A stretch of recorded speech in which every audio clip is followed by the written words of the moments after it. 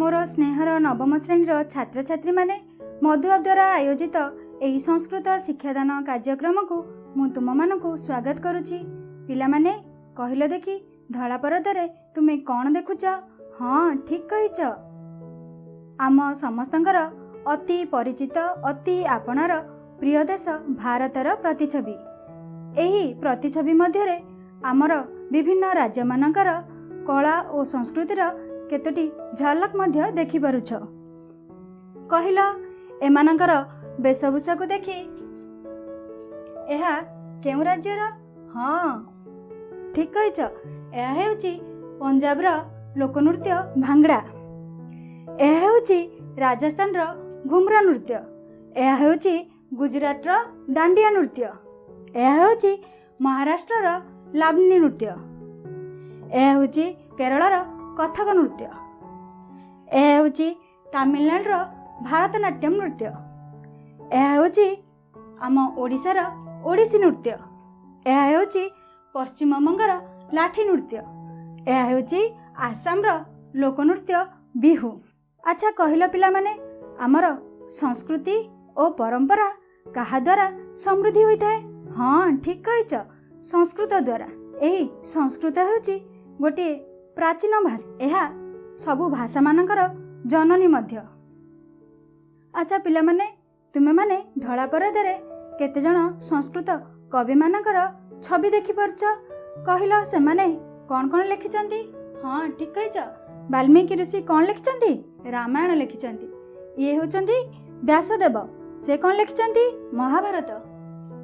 तृतीय छवि रे आमर अछंती कालिदास, से कौन लिखिचंती? मेघदूत। चतुर्थ चित्र रे जयदेव, से लिखिचंती गीता गोविंदम। पंचम दृश्य रे अछंती शंकराचार्य, से भज गोविंदम लिखिचंती। एही सबु कवि मानकर लेखा गुड़िक संस्कृत रे लेखा हेछि। ताहेले आजिर एही प्रारंभिक सूचना को नहीं तुमे माने निश्चय जानि पारथुबो तुम संस्कृत साहित्य बहिर पंचम अनुच्छेदटी आज आमे अध्ययन करिबा। पिला माने विषयटी को आलोचना करबा पूर्व प्रथमे अनुच्छेदटी को स्पष्ट भाव रे और उच्च स्वर रे पढ़िबा। ताहले तुमे माने मो सहित बही देखि पढ़िबा पई अभ्यास कर। संस्कृत भाषा प्राचीन भाषासु एकतमा, वेदाः विश्वस्य प्राचीनतमाः उपलब्धाः ग्रन्थाः एते संस्कृत भाषायामेव सन्ति। अस्माकं संस्कृतिः संस्कृतमाश्रिता। कथितमस्ति संस्कृतं विना संस्कृतिः पंगुः, संस्कृतिं विना ज्ञानी जनः अंधः। संस्कृत भाषा अनेकासां भाषाणां जननी।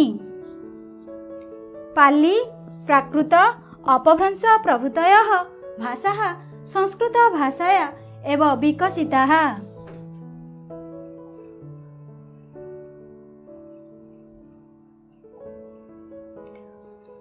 आधुनिक भारतीय भाषाणां विकासः संस्कृत भाषाया एव भवति।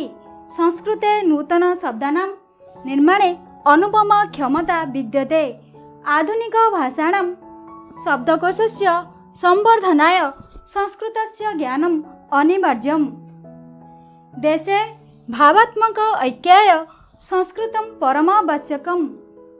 संस्कृत शिक्षा विषये श्रीमाता कथयति शिक्षायाः माध्यमं स्यात् मातृभाषा राष्ट्रभाषा भवेत्, सरलं संस्कृतम् अंतरराष्ट्रीय भाषा तु स्यात् सम्प्रति आंग्ल भाषा।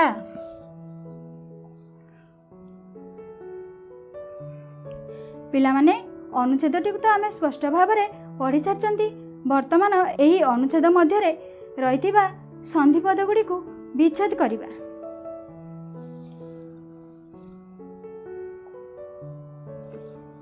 भाषायामेव, भाषायां युक्त एव, संस्कृतमाश्रिता, संस्कृतं युक्त आश्रिता। कौन हबा कहला? संस्कृतमाश्रिता। कथितमस्ति, कथितं युक्त अस्ति। ज्ञानमनिवार्यम्, କ'ଣ ହେବ କହିଲ? ହଁ, ଜ୍ଞାନମ୍ ଯୁକ୍ତ ଅନିବାର୍ଯ୍ୟମ୍, ଜ୍ଞାନମ୍ ନିବାର୍ଯ୍ୟମ୍, ପରମାବଶ୍ୟକମ୍, ପରମ୍ ଯୁକ୍ତ ଆବଶ୍ୟକମ୍।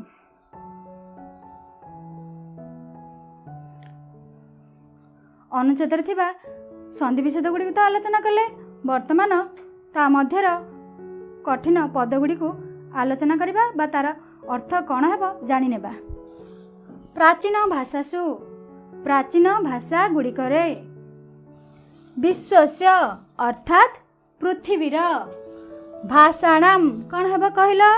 ହଁ, ଭାଷାମାନଙ୍କର, କଥିତମସ୍ତି ଅର୍ଥାତ୍ କୁହାଯାଇଛି, ବିକଶିତାଃ ବିକଶିତ ହୋଇଛି। ଏବର ଅର୍ଥ କହିଲ? ତୁମେମାନେ ଆଗରୁ ନିଶ୍ଚୟ ଏହି ପଦର ଅର୍ଥ ଜାଣିଥିବ, ଶୁଣିଥିବନି ମଧ୍ୟ। କହିଲ କ'ଣ ହେବ? ହଁ, ଠିକ୍ କହିଛ। ହିଁ, ନିର୍ମାଣେ ଅର୍ଥାତ୍ ନିର୍ମାଣରେ, ବିଦ୍ୟତେ ଅର୍ଥାତ୍ ବିଦ୍ୟମାନ ହୋଇଛି।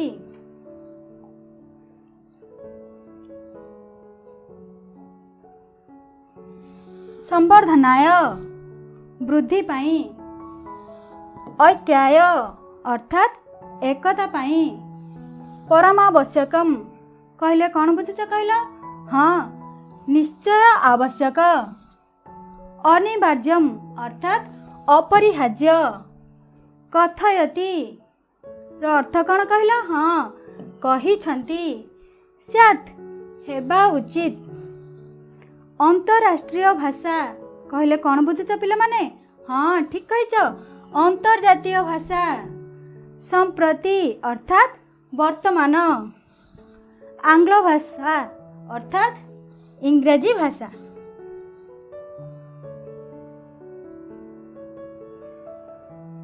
ଆଚ୍ଛା ପିଲାମାନେ, ତୁମେମାନେ ଯେଉଁ ସବୁ ସନ୍ଧିପଦ ଓ ଶବ୍ଦାର୍ଥ ଗୁଡ଼ିକ ଆଲୋଚନା କଲେ, ସେଗୁଡ଼ିକ ସୁନ୍ଦର ସୁନ୍ଦର ଅକ୍ଷର କରି ଖାତାରେ ଲେଖୁଛ ନା? ହଁ, ନିଶ୍ଚୟ ଲେଖିବ। ଆଚ୍ଛା ପିଲାମାନେ, ଆମେ ତ କଠିନ ପଦ ଗୁଡ଼ିକର ଅର୍ଥ ଜାଣିଲେ, ବର୍ତ୍ତମାନ ଅନୁଚ୍ଛେଦର ପ୍ରତ୍ୟେକ ବାକ୍ୟର ଅର୍ଥ ଆଲୋଚନା କରିବା। ସଂସ୍କୃତ ଭାଷା, ପ୍ରାଚୀନ ଭାଷାସୁ ଏକତମା, ସଂସ୍କୃତ ଭାଷା ପ୍ରାଚୀନ ଭାଷାମାନଙ୍କ ମଧ୍ୟରେ ଗୋଟିଏ। ବେଦାଃ ବିଶ୍ୱସ୍ୟ, ବେଦାଃ ବେଦଗୁଡ଼ିକ, ବିଶ୍ୱସ୍ୟ ପୃଥିବୀର, ପ୍ରାଚୀନତମାଃ ପ୍ରାଚୀନତମ, ଉପଲବ୍ଧାଃ ଉପଲବ୍ଧ, ଗ୍ରନ୍ଥାଃ ଗ୍ରନ୍ଥ ଅଟେ। ବେଦଗୁଡ଼ିକ ବିଶ୍ୱର ପ୍ରାଚୀନତମ ଉପଲବ୍ଧ ଗ୍ରନ୍ଥ ଅଟେ। ଆଚ୍ଛା ପିଲାମାନେ, କହିଲ ବେଦ କେତେ ପ୍ରକାର? ହଁ, ଠିକ୍ କହିଛ, ବେଦ 4 ପ୍ରକାର। ଏହି ବେଦ ଶବ୍ଦଟି ବିଦ୍ ଶବ୍ଦରୁ ଆସିଛି, ଯାହାର ଅର୍ଥ ଜ୍ଞାନ। ତୁମେମାନେ ଧଳା ପରଦାରେ ଆମର 4ଟି ବେଦର ଫଟୋଚିତ୍ର ନିଶ୍ଚୟ ଦେଖିପାରୁଥିବ। ଦେଖ, ଋଗ୍ବେଦ, ଯଜୁର୍ବେଦ, ଅଥର୍ବବେଦ, ସାମବେଦ। ଋଗ୍ବେଦରେ ଆମର ଦେବତାମାନଙ୍କର ସ୍ତୁତି ଓ ପ୍ରାର୍ଥନା ବିଷୟରେ ଲିଖିତ ଅଛି। ସେହିପରି ଯଜୁର୍ବେଦରେ ଆମର ହୋମ ଯଜ୍ଞର ନୀତି ନିୟମ, ପୂଜା ପଦ୍ଧତି ଇତ୍ୟାଦି ଲେଖା ଅଛି। ଅଥର୍ବବେଦରେ ଆମର ରୋଗର ବିଭିନ୍ନ ନିରାକରଣର ବା ପ୍ରତିକାର କିପରି ହୋଇପାରିବ ତାହା ବିଷୟରେ ଲିଖିତ ଅଛି। ସେହିପରି ସାମବେଦ ଆମର ସଙ୍ଗୀତର ସମସ୍ତ ସ୍ୱର, ନୀତି ନିୟମ ବିଷୟରେ ବର୍ଣ୍ଣିତ ହୋଇଛି। ଏତେ ସଂସ୍କୃତ ଭାଷାୟାମେବ ସନ୍ତି, ଏତେ ଏମାନେ କେଉଁମାନେ କହିଲ? ହଁ, ଠିକ୍ କହିଛ, ବେଦଗୁଡ଼ିକ ଆମର ସଂସ୍କୃତ ଭାଷାୟାମେବ ସନ୍ତି, ସଂସ୍କୃତ ଭାଷାରେ ହିଁ ଅଛି। अस्माकं संस्कृतिः, ଆମର ସଂସ୍କୃତି ସଂସ୍କୃତମାଶ୍ରିତା, ସଂସ୍କୃତକୁ ଆଶ୍ରୟ କରି ରହିଛି। କଥିତମସ୍ତି କୁହାଯାଇଛି,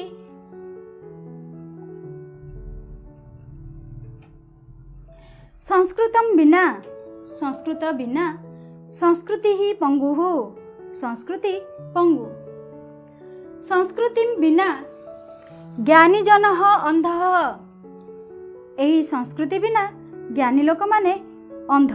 କାରଣ ଆମର ସଂସ୍କୃତି परंपरा समस्त विषय धर्म शास्त्र इत्यादि संस्कृत भाषा लेखा अछि। जदि ज्ञानी लोक माने संस्कृत जानिबे नहीं ताहले सेमाने किपरि आमर संस्कृति विषय रे जानि परिबे। तेणु बिना संस्कृत भाषा रे ज्ञानी लोक माने अंध सदृश।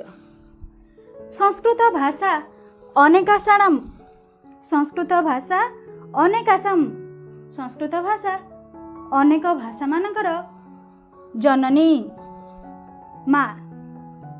पाली प्राकृत अपभ्रंश प्रभृतयः, पाली प्राकृत अपभ्रंश प्रभृति भाषाः भाषा संस्कृत भाषाया एव विकसिताः, संस्कृत भाषा द्वारा विकसित होइछि। आमर पाली प्राकृत अपभ्रंश भाषा गुड़िक संस्कृत भाषा द्वारा ही विकसित होइछि।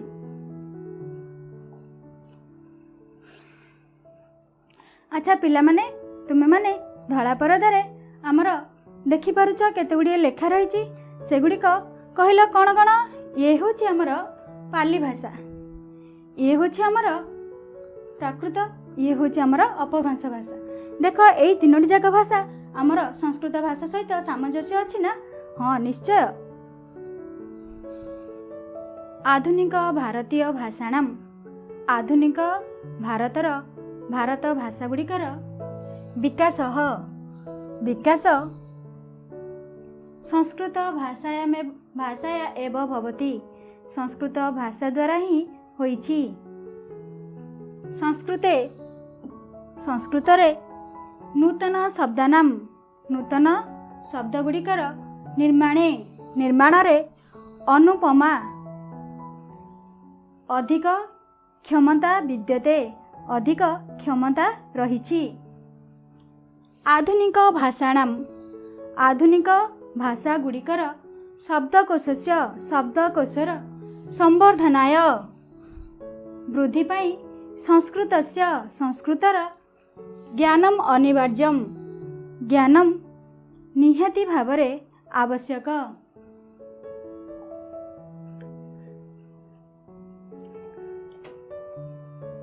देशे भावात्मक ऐक्याय, देशरे भावात्मक एकता संस्कृतम संस्कृत परम आवश्यकम, निहाती आवश्यक। पिला माने तुमे माने धड़ा परदारे कौन देखुच कहल? हाँ धड़ा परदारे श्रीमातांकर फोटो चित्र देखुच। ए श्रीमाता आमर संस्कृत शिक्षा विषय रे कौन कहिचंती ताहा आलोचना करिबा। संस्कृत शिक्षा विषय, संस्कृत शिक्षा विषय रे श्रीमाता श्रीमाता कथयति कहिछंती शिक्षायाः शिक्षार माध्यमं स्यात्, माध्यम हेबा उचित मातृभाषा। से कहिछंती शिक्षार माध्यम हेबा उचित मातृभाषा। राष्ट्रभाषा भवेत् सरलम संस्कृतम, राष्ट्रभाषा हेबा उचित सरल संस्कृत। अंतरराष्ट्रीय भाषा तो अंतर्जातीय भाषा संप्रति वर्तमान आंग्ल भाषा इंग्राजी भाषा हेबा उचित।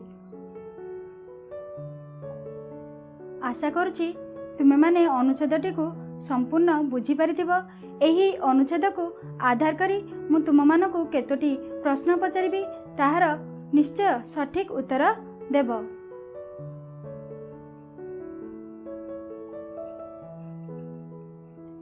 ताहले तुम मानक पई प्रथम प्रश्नटी हेउची संस्कृत भाषाया काहा भाषा विकसिता, संस्कृत भाषा केउ भाषा मानक विकास करिछि। कौन कहल? हाँ ठीक कहिछ। कौन कौन? पाली,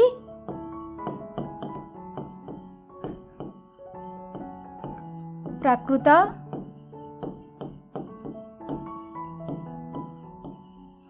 अपभ्रंश। तुम मानक पई द्वितीय प्रश्नटी हेउछि आधुनिक भारतीय भाषाणाम विकासः कया भाषया भवति। आधुनिक भारतीय भाषा गुड़िकर विकास केउ भाषा द्वारा होइछि। हाँ ठीक कहिछ।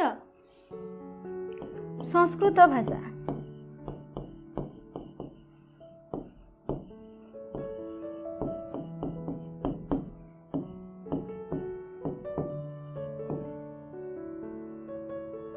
ପରବର୍ତ୍ତୀ ପ୍ରଶ୍ନଟି ହେଉଛି ବେଦାଃ କସ୍ୟାଂ ଭାଷାୟାଂ ସନ୍ତି। ବେଦ ଗୁଡ଼ିକ କେଉଁ ଭାଷାରେ ଅଛି? କ'ଣ କହିଲ? ହଁ, ଠିକ୍ କହିଛ। ବେଦ ଗୁଡ଼ିକ ସଂସ୍କୃତ ଭାଷାରେ।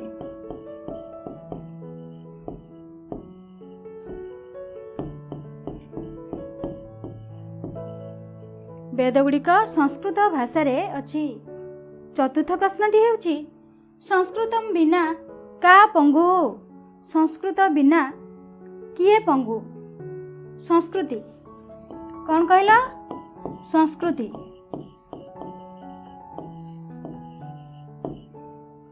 ସଂସ୍କୃତ ବିନା ସଂସ୍କୃତି ପଙ୍ଗୁ। ତୁମମାନଙ୍କ ପାଇଁ ପଞ୍ଚମ ପ୍ରଶ୍ନଟି ହେଉଛି ଅନେକାସାଂ ଭାଷାଣାଂ ଜନନୀ କା ଭବତି। ଅନେକ ଭାଷାମାନଙ୍କର ଜନନୀ କିଏ? ଅନେକ ଭାଷାମାନଙ୍କର ଜନନୀ ସଂସ୍କୃତ।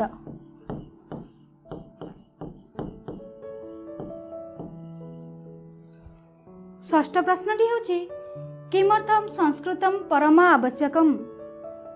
କାହିଁକି ସଂସ୍କୃତ ନିହାତି ଆବଶ୍ୟକ? କହିଲ? ହଁ, ଠିକ୍ କହିଛ।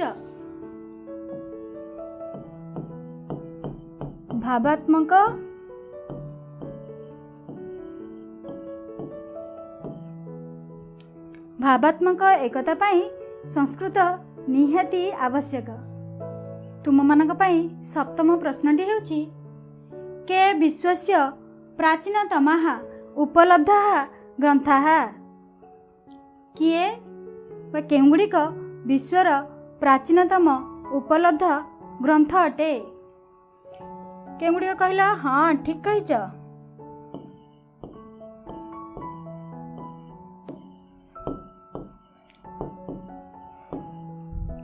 ବେଦ ଗୁଡ଼ିକ ବିଶ୍ୱର ପ୍ରାଚୀନତମ ଉପଲବ୍ଧ ଗ୍ରନ୍ଥ ଅଟେ। ତୁମମାନଙ୍କ ପାଇଁ ଶେଷ ପ୍ରଶ୍ନଟି ହେଉଛି ସଂସ୍କୃତି ବିନା କଃ ଅନ୍ଧଃ। ସଂସ୍କୃତି ବିନା କିଏ ଅନ୍ଧ? ହଁ, ଠିକ୍ କହିଛ।